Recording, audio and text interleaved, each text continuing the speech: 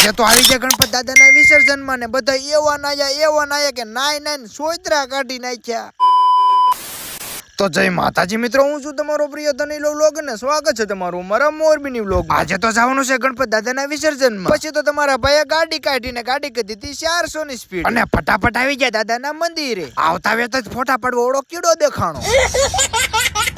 પણ સાહેબ આ ભાઈ હજી ઘરેથી કહીને જ આવ્યા છે કે આજ મારું ઘરે રાંધતા નહીં, કારણ કે 10 દી મને પ્રસાદી ઓછી આપી, એટલે આજના દિવસે વાળવાનો છે ડાળવાટો।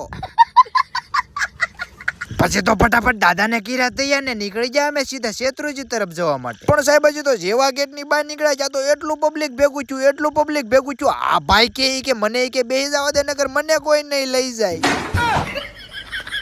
પણ વિડીયો ઉતારવામાં મારો કોક બેકઅપ કરી ગયો ખબર ન રહી, પણ નહીં લાયા ઉભું રહેવામાં હારા વાટ જ નથી, હાલ આપણે નીકળવી। પછી તો દાદાને લઈને બધા નીકળી ગયા સીધા શેત્રુજી તરફ જવા માટે।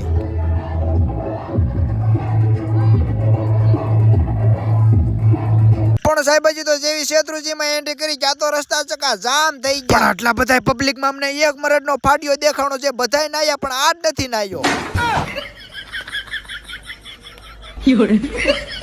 પણ સાહેબ હજી તો જેવી અંદર એન્ટ્રી કરી ત્યાં તો એટલું પબ્લિક દેખાણું કે આ બધા ગામવાળા આયા જ નાવા વી આવતા હશે, પણ આપણે પાણી પાડવી એટલે આપણા પગ થોડા હાકણા બે। પછી તો દાદાનું કરી દીધું વિસર્જન ને અમે આવી ગયા સીધા રખડવા, કારણ કે શેત્રુજીમાં આવી એટલે આ રેતીની મજા માણવાની કઈક અલગ જ મજા આવે। જેમ જમાઈને પાડીને હાવ હરખાય એમ આ બધા હરખાણા હો। પછી તો